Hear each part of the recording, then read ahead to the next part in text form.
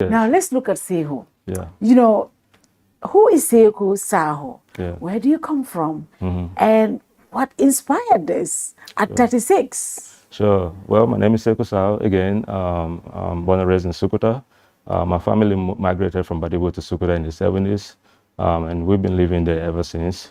So I come from a poor family. My grandfather was a farmer. My dad, he was a businessman, but he never had any formal education. And my mom was a grade 9 dropout. So, watching those dailies, those struggles, not coming from a silver spoon, wanted me to work hard for myself. So at the age of 16, I graduated from SOS High School. I was the best student for the year of 2005. And I got a scholarship to go to the United States for further studies. And back then, we didn't have laptops. It's not like now. Yeah. I used to go to the internet cafe to write schools. So it wasn't easy. This was 20 years ago. Yeah. Back then we buy 20, 30 minutes of time just to be able to get good internet. And you know how the internet is, the broadband connection was so bad back then. But alhamdulillah, I was able to get a scholarship. And then when I went to the US, I was laser focused because even though I was 16, I always wanted to achieve for myself and come back home and empower the people that are left behind. Because as my family, we come from nothing.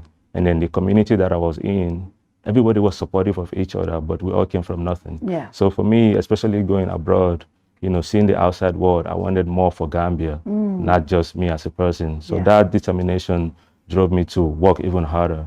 So when I was in the US, I was working 2 jobs. I lost my dad 2 years after going to the US.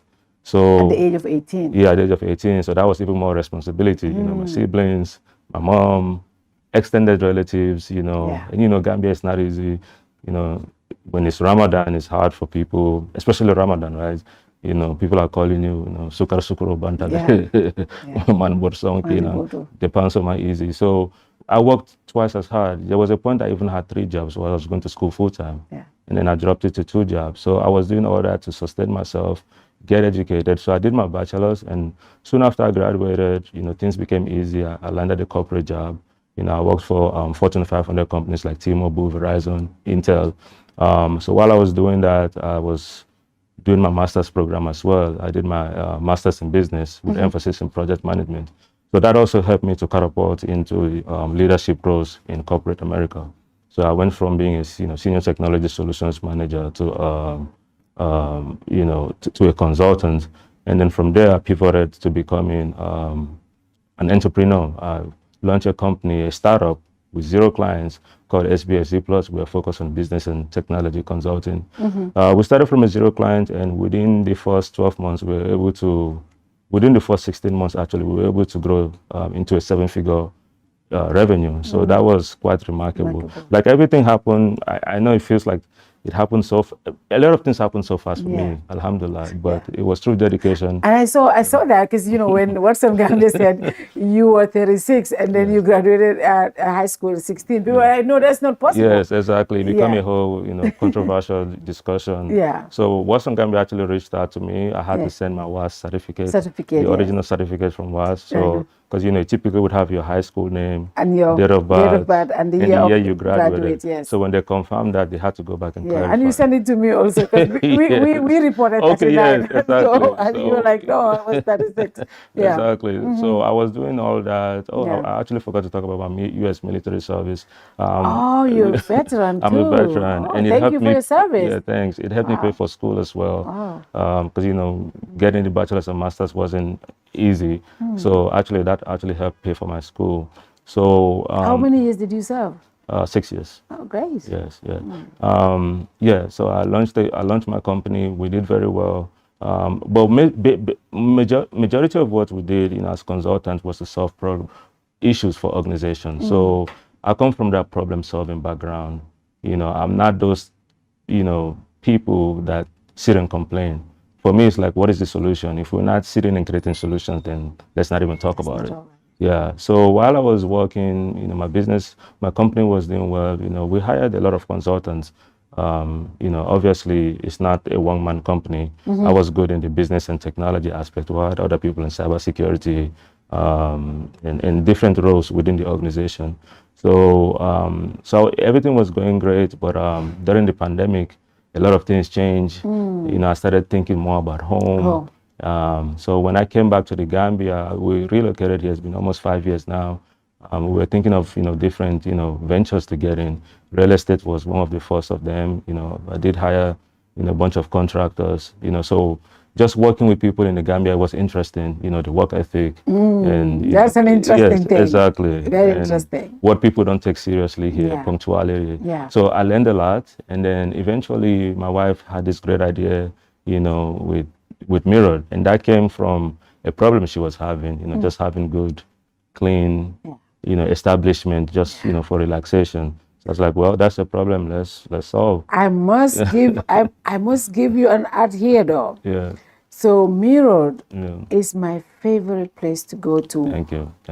To do all these services, because I've tried different places. Yes. I always pass this, but I'm like, oh, it's one of those bougie places. It's expensive. It's all of that. And but the day I just stepped my foot there at the reception, sure. I was hooked for life. Yeah. From that day up to today, this is the only company in this country that I go to. People are not on their phones. I'm very particular. Yes. People they're not on their phones. They're not talking about anything. They're focused on customers. Yes, exactly. I love the professionalism. Yes. I love the environment. Thank it's you. clean. The services are great. I love it. Thank you. Before I go to America to do all of these things, but now when I'm traveling to America, I do everything here. When I go to America, I don't do anything. Have to do it. Trust me, I love the service. That is something, not an advertisement, from the bottom of my heart. That's my experience with thank Mirror. you. And I appreciate the honest feedback. Yeah. And that's what we as Gambians need to be proud of. When we create companies, organizations, we need to be intentional. Yeah. When my wife had this great idea, I was like, hey, I love it, but we need to be intentional, because coming back home means a lot for me. Leaving America, wanting to come back here and invest, empowering Gambians.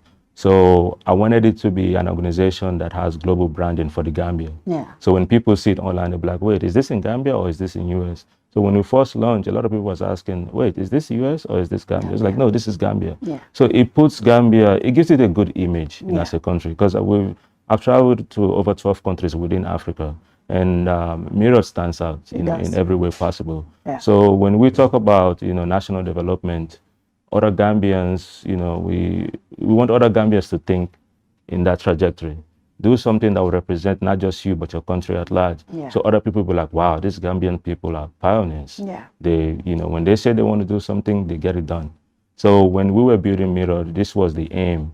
We wanted it to stand out. We wanted Gambians to be proud of it. And we wanted it to be a beacon of hope.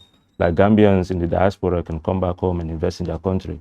It's difficult, it's challenging. We do have bureaucratic hurdles, but it can be done, with the right infrastructure.